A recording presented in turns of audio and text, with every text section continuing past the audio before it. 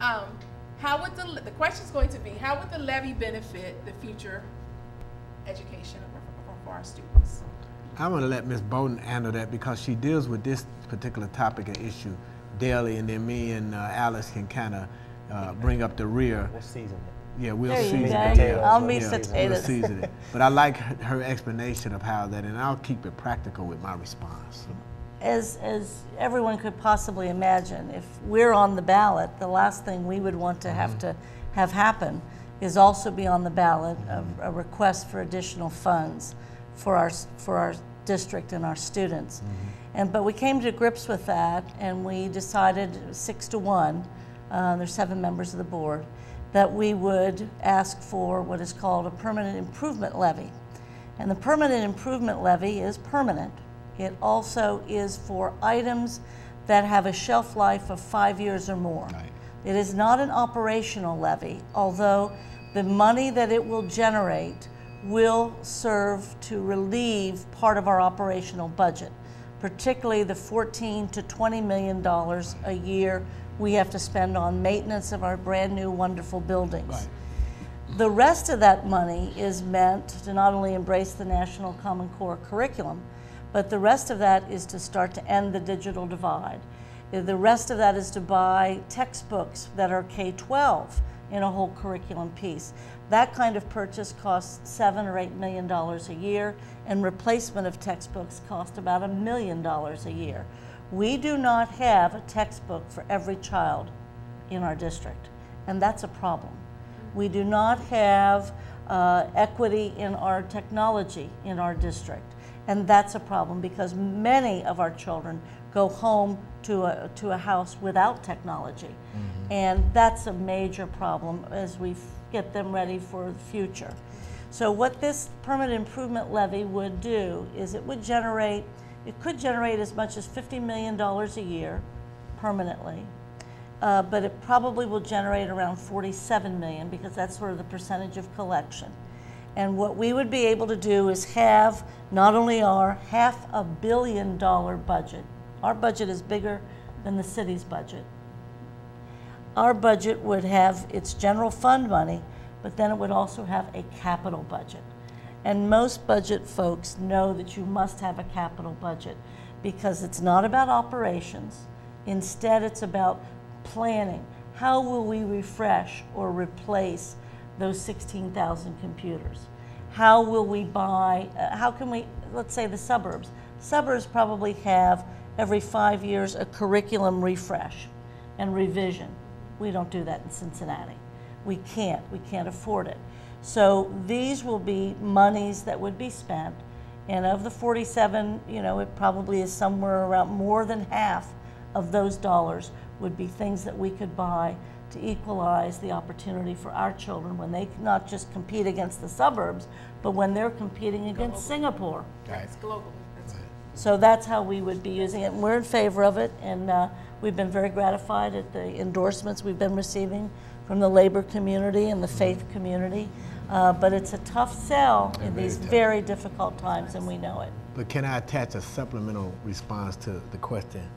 Let's look at it from a realistic and practical standpoint. First of all, until we change the way we fund education through property tax, we'll continue to have this argument. They've already deemed that the way we fund public education is unconstitutional, but nobody's done anything about it. From what I understand, Governor Kasich is coming up in February with a new educational funding formula. We don't know how that would look, but if it's indication of what he's done to date, we may very well be in trouble. But the reality is, no matter what we need to do for our kids, and that's KIDS, no matter what we need to do for our kids, it's well worth the investment. Because if we don't invest in our kids, then guess what? The prison system will, society will, and it will all be negative in effect. And so I just try to keep it real simple. I own 2 properties myself. And so if that's the sacrifice I have to make because I know what public education did for me as an individual, then in addition to what President Bolton have spoken to, then we really have no choice in the matter. And as she said, that we put off bringing a levy forth for some time, and that's why we've continued to be fiscally responsible and accountable for the money that comes through the system now and how it's allocated. As a rookie, I don't have as much knowledge about the budget, but I have been treasurer of Northside Community Council for the past year, so I've learned some things about the importance of managing money. And what I like a lot about this levy is what Eve and Chris have already mentioned. It is an investment.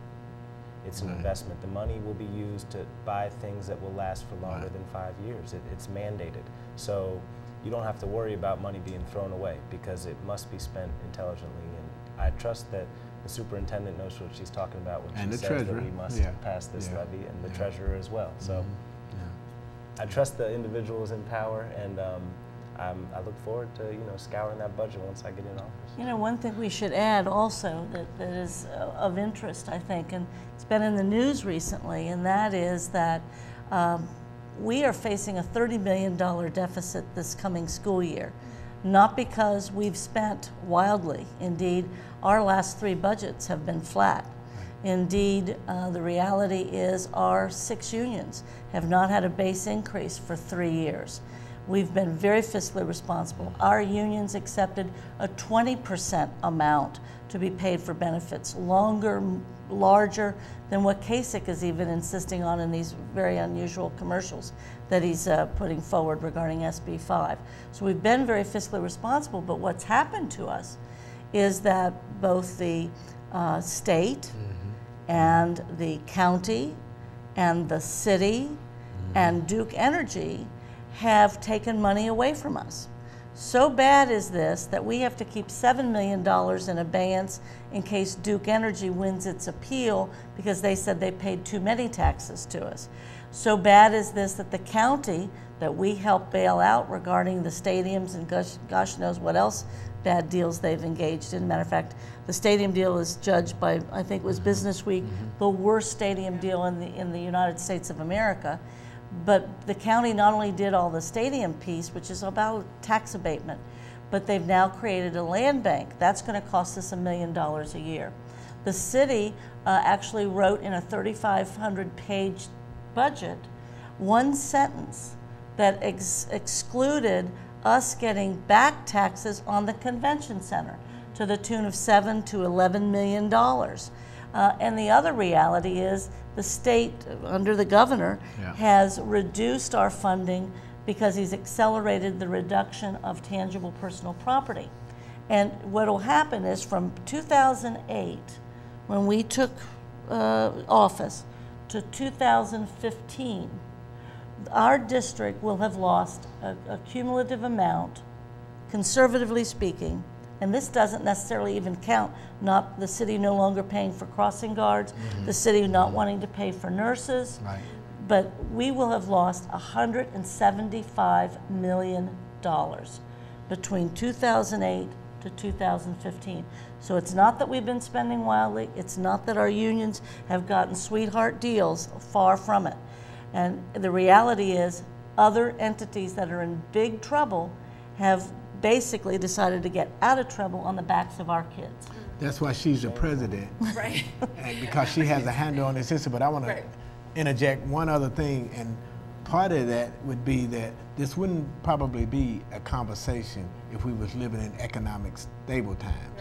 Everybody's now in fear of losing jobs, foreclosing, and then so we have a distressed economic time, and that's part of the problem that as we move forward with this levy that has people not in favor of it. Okay, real fast before I forget that we're talking about this levy, so that the viewers will know.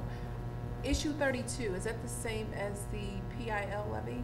What you just Permanent said? improvement levy. That's the same, just so folks to know. Yes. Thank you. Thank Yes you. on 32. Okay. Yes on 32. Yes on 32. And is there another levy or another bill that needs to pass that we need to let our viewers know about or anything? Children's services. Children's services. Mental health.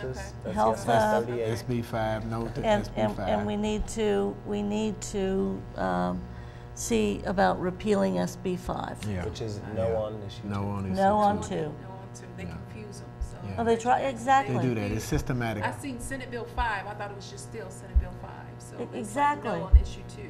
So we have to let our folks know, the viewers know, and people Educate them. That's why education is the key. Education is You the got 3 educators here. Or 4, actually. 4. I Yeah, tell four. folks all the time, kids, I say, here's the deal. When you graduate from high school, there's a few things that you can do.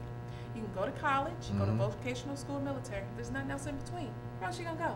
To There you jail? go. I don't need you to go to jail. I You're on need the you same to page. That's You're on right. the same page. education. Yeah. If you want to go to military, vocational, or college. Well, can I say There you that go. I do visits to the Justice Center.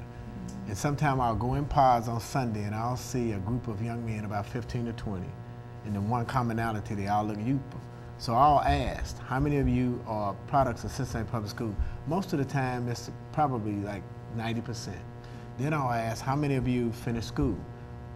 By and large, by majority, unanimously, most of them don't finish school. Then I'll ask the third defining question, how many of you have fathers involved in your life? And sometimes I'll get around to, can any of you read on your grade levels? And most of them can't. So there is a direct correlation between Right. being uneducated, illiterate, and in criminal behavior and incarceration. Can I add in one thing that wasn't Sure. mentioned? I feel is very important. That's volunteerism. Yeah. I think that's something we can start from an early age, and it is an option after graduating Service high school learning. too. Yeah. Service learning, exactly as you said. Service learning. When you have the opportunity to give back, you're less likely to take from others. And it's Wonderful. important. I'm glad you brought that up because my next question was, We can read your mind. what community services